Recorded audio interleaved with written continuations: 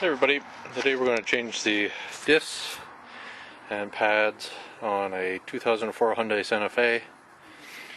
We're going to start by removing the caliper, the number 14.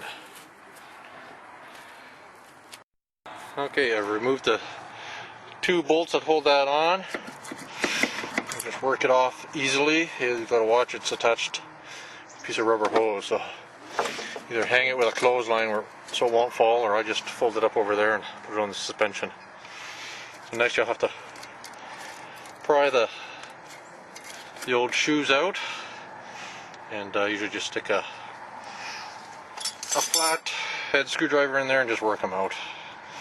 Might damage them a bit, but you're not reusing them anyways, so I'm going to do that. Okay, so I got the two pads out.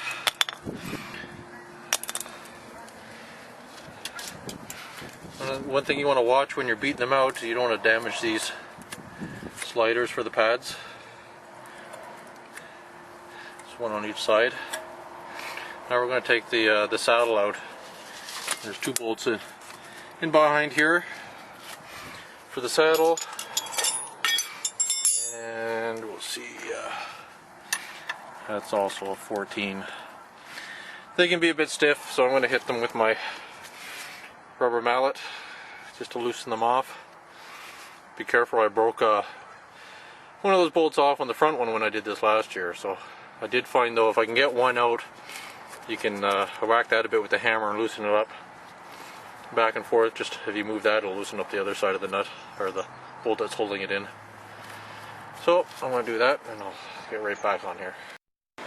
Okay, so we've got the caliper saddle off. Next thing to get the drum off is you're going to have to take this Phillips out, and you're going to want an impact screwdriver for that, and basically that's just going to fit in there, and I'm going to give that a whack on the end with the hammer.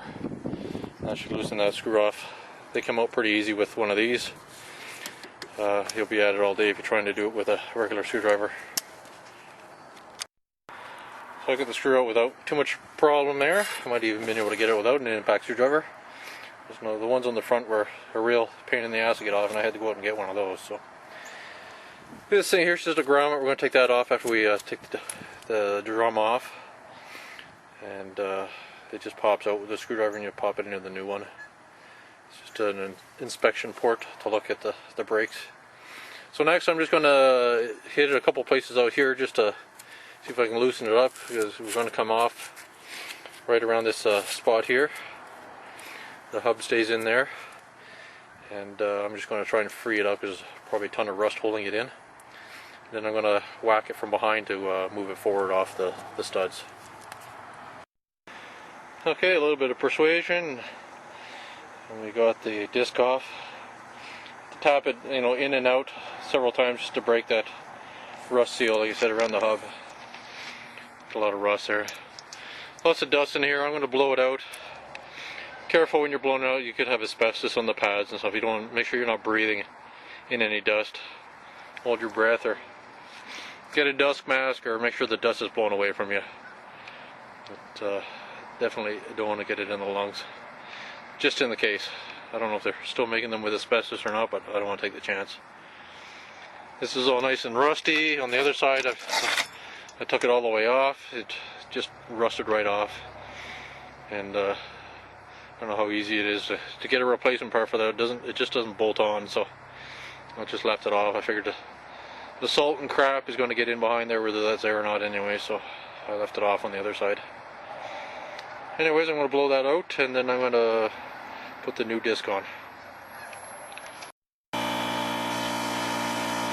So it's all nicely blown out, and now I'm just going to take the other disc and place it on there. Make sure you line your screw hole up so you can put that Phillips back in, and that's where the grommet is going to go from the old disc, and just going to pop that out with a screwdriver and push it back into there.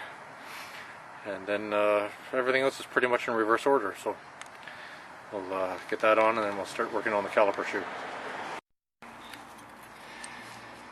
Okay, I'm out of the shoes on caliper saddle. Just find it easier than trying to figure out in behind. I also just took a file to those sliders just to brighten them up a bit, get some of the gunk off them. You might find that the shoes are really tight. They get some rust build up underneath the sliders and it'll make them tight. So I took just a layer of paint off the shoes themselves where they slide in the slider, just to make them a little bit looser so they're not so tight in there. And next I'm going to mount that, get the bolts and put that back on. So, and after that we can put the caliper back on. We'll have to expand the caliper though. I have a little device, so if you watched my other video you've seen me with this. I'll show you how to use this. So before we put the caliper back on, we have to push the piston back in, and that's what this little device does.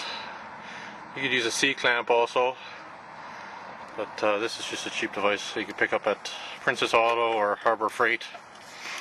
You just turn that in until the piston seats back into the bottom, and then you can put that back on the caliper shoe.